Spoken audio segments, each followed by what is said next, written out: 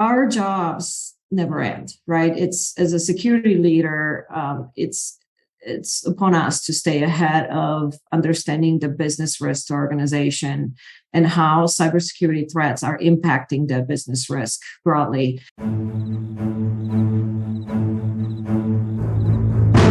Thank you and welcome to another episode of Risk Never Sleeps podcast. I'm Ed Gaudet. I'm your host, and today I am joined by my good friend Lucia Milică Stacy. Did I get that right? Did I pronounce Yes, that you right? did. That's pretty good, actually, Ed. Terrific. It'd be tough to say good friend and not be able to pronounce your name. Exactly. 100% agree. Well, thanks for having me. Good to be here. Excellent. So maybe give our listeners just a little bit of background on your current role, your current job, what you've been up to over the last couple of years. Happy to. So I am currently the VP and Global Resident Chief Information Security Officer at Proofpoint, which is a leading cybersecurity and compliance company. In my current role, I have the privilege of leading a team of peers, a team of CISOs, and really focusing on bringing value-add advisory services to our CISO community. To first and foremost, of course, our CISO customers, but just broadly the bigger cybersecurity community. Okay, great. And how did you get into cyber, and how did you get into healthcare cyber? So sort of to set the stage a little bit, in my previous role, I serve, and then this is the same with my entire team. We all served as Chief Information Security Officer, and it was the same for me. I was Chief Information Security Officer and Chief Privacy Officer. Now, I've had the privilege of building an extensive technical and business experience through various different roles, running IT governance and strategy and cyber risk and compliance and corporate and product security and privacy and IT infrastructure, you name it. And through my journey, I happen to have both a legal and a technical background that I think is very unique to the industry, or to the CISO role in particular. And through that legal lens, as well as security and running product, you name it, I've worked for a number of technology companies that provided services or technology services to the healthcare industry. So being a business associate. Through that, over time, I became the HIPAA compliance officer. Lucky you.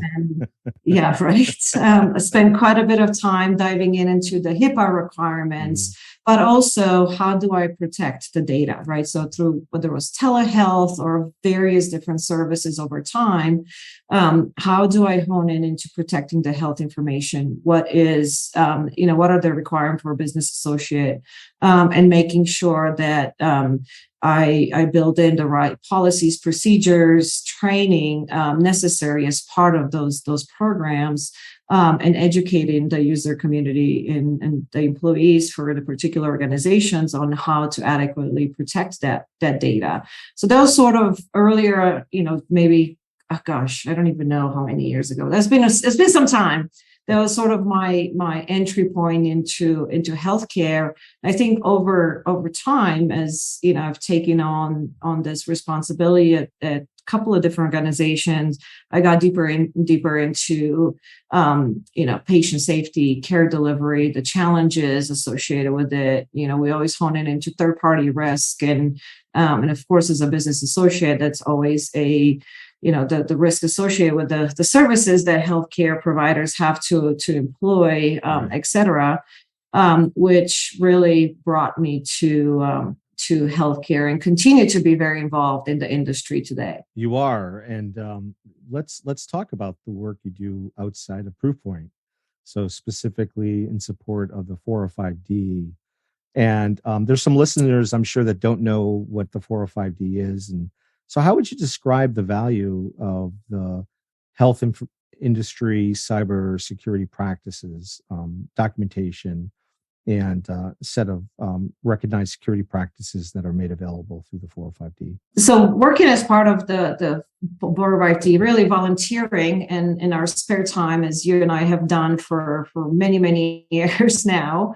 As we know, right, the cyber threats to all of us, but very specific to the healthcare organization, are really core in terms of, placing patient health, patient care, and delivery and patient safety at the core of everything we do, right? Threat actors are continuing to innovate.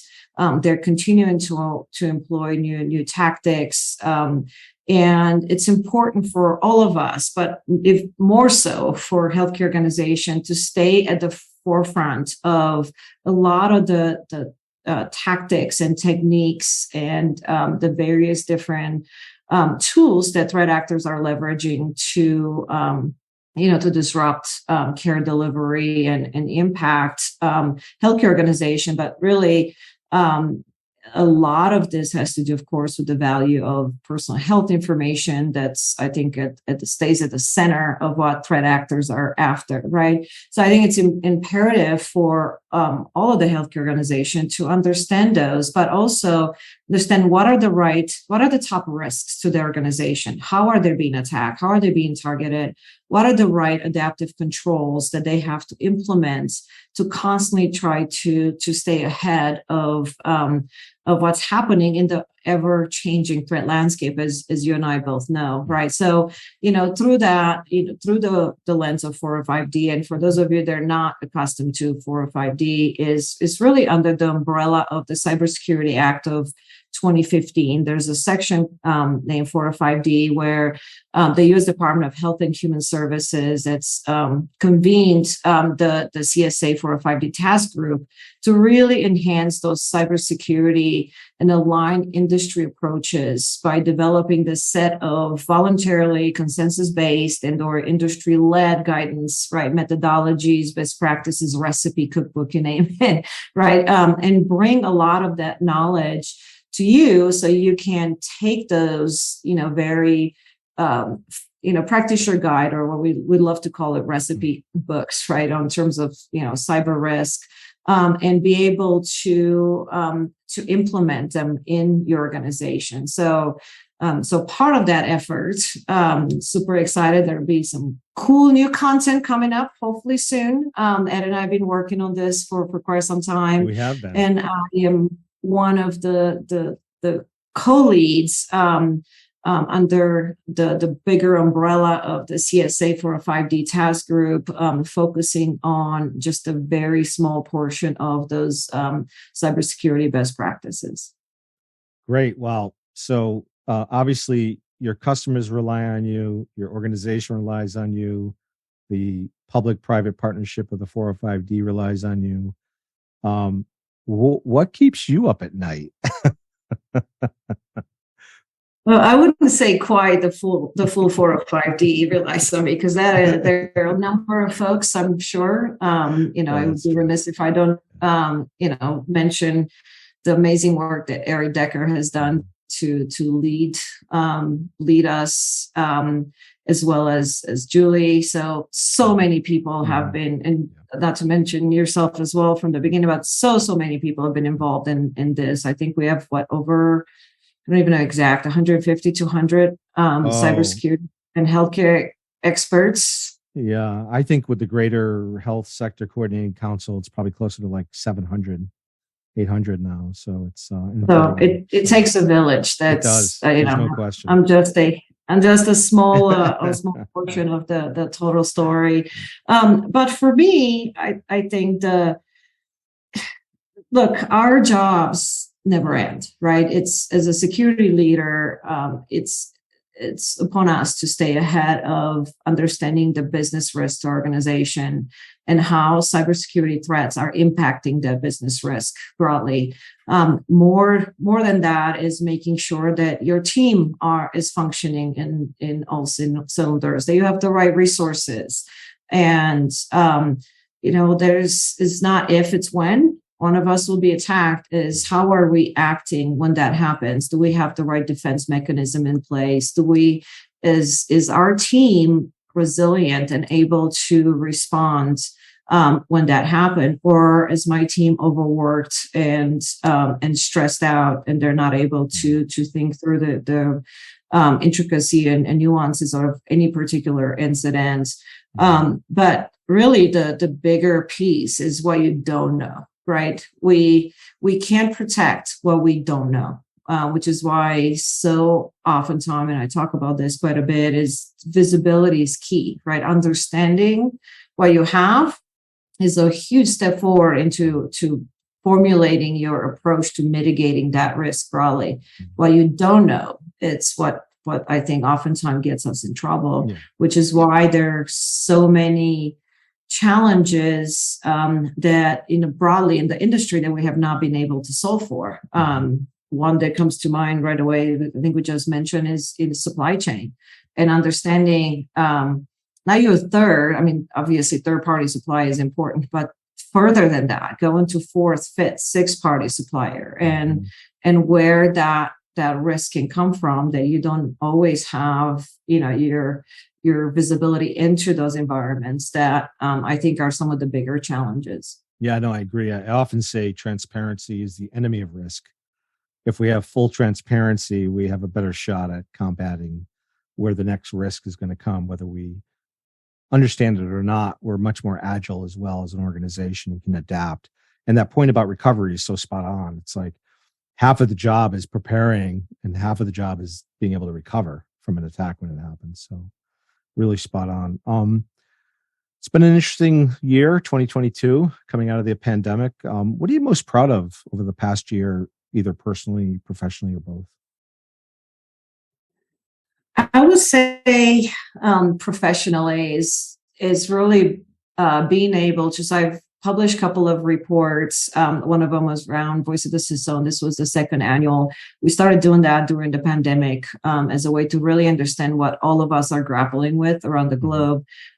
So we're able to publish the second annual, but the bigger one, I think, is the second report as a compendium to the first one, is focusing on board of directors and their understanding of cybersecurity risk. As you and I talk about quite a bit, right? There continues to be a gap between boards and CISOs.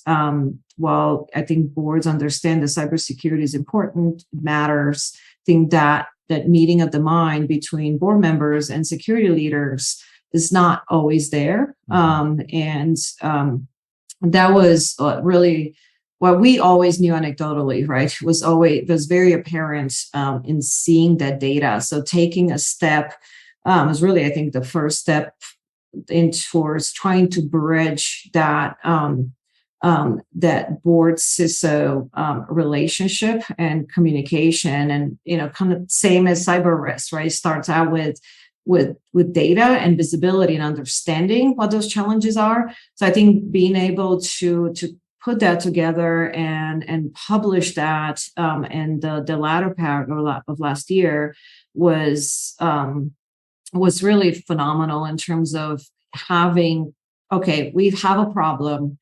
How can we start addressing this and trying to close the gap? Well, I think we have long ways ahead, right? I think it's a beginning towards hopefully a stronger partnership in the future. Right. Absolutely agree. All right. So let's turn to the person behind the protection of patient safety. Outside of your job, your day job, outside of cyber, what are you most passionate about? What do you love to do? The security and law are my two passions, and I love them both. But when I don't do that, I love spending time with my family. I think my husband, who's also technology and cybersecurity, is my best friend. And I think we're fortunate to be raising a kind and brilliant son who's 11 going on 18, to say the least. And they all are these days. Exactly. And we're surrounded by the unconditional love of two crazy, amazing dogs. They're in the middle of our life at all times. But when we're not just home spending time together, I think we all love playing tennis and golf in the summer.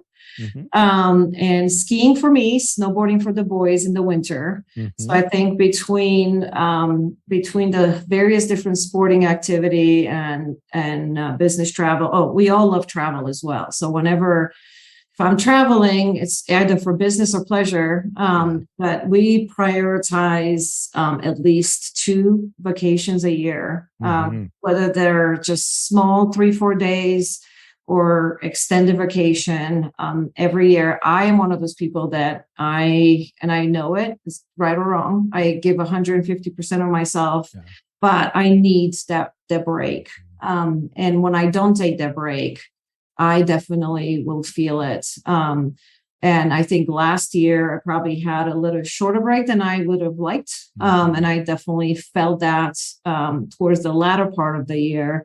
So I really want to focus. One of my personal goals for 2023 is to really try to focus on resilience, taking the downtime, right? I can't be an effective leader if I'm not true to myself and I'm not able to pause and restore and bring that balance every day to work. I agree. So I agree 100%. I'll tell you how I do at the end of the year. It's so needed, especially certainly for me. I'll be in Aruba next month, so I'm looking forward to that downtime. But I just need to sit and read a book and unplug, quite frankly, because like you, I give 150%, and it's so tough to unplug. But once I do, I just want to do it for like 10 days. Just give me 10 days. That's awesome. What would you tell your 20-year-old self? Believe in yourself and listening to your instinct. I think way too often we overthink everything. We have that little voice, at least I feel like I do. I have that gut feeling that's telling me like, you need to do this. But then I start to overanalyze it or overthink it. And ultimately, I feel like every time never failed. When I did not listen to my instinct, it proved that, I made the wrong choice. Something, small, regardless. Definitely try to listen to what your instinct tells you. Excellent. Yeah. Similarly, I always find when I go against my instinct, my gut, often wrong, but never in doubt. Because this is the Risk Never Sleeps podcast, I have to ask this question. What is the riskiest thing you've ever done? Well, so you asked, it's interesting because you asked a question about what would you tell your 20-year-old self. So I think I have a few that top the list, but which is interesting because I'm absolutely very risk averse in general. But I think probably the riskiest thing I've ever done, I moved halfway around the world in my early 20s, the beginning of my career. And interesting enough, my first role, so I'm originally from Romania. So I moved from Bucharest, Romania to the Bay Area, which was a big move when you're in your early 20s.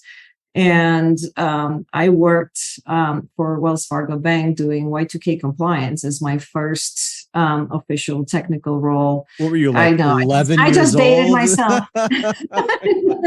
I know. I just dated myself on that one. But I'll say that was by far the riskiest move. Now, at the top of the list is also jumping out of a perfectly good airplane. At the point. Absolutely. And going to get my dive certification. Besides the fact that I was completely, I had a water phobia at the time, so I was determined to overcome it. And somehow I made it. I got my dive certification, and I can say been there, done that, check the box. But I was petrified throughout the entire time. Did you swim with sharks? I did, except they're just nurse sharks. So, but at the time, I was a little bit nervous. I did swim with sharks. They're still sharks. That is fantastic. All right. Well, that's really helpful. Any last comments or thoughts? This has been fantastic.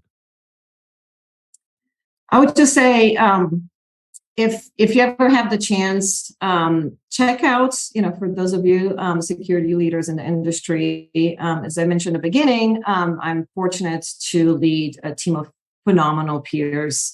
And last year we launched what we call the CISO Hub, which is a place where every month we bring resources, content for various different topics. They are top of mind for the broader CISO community.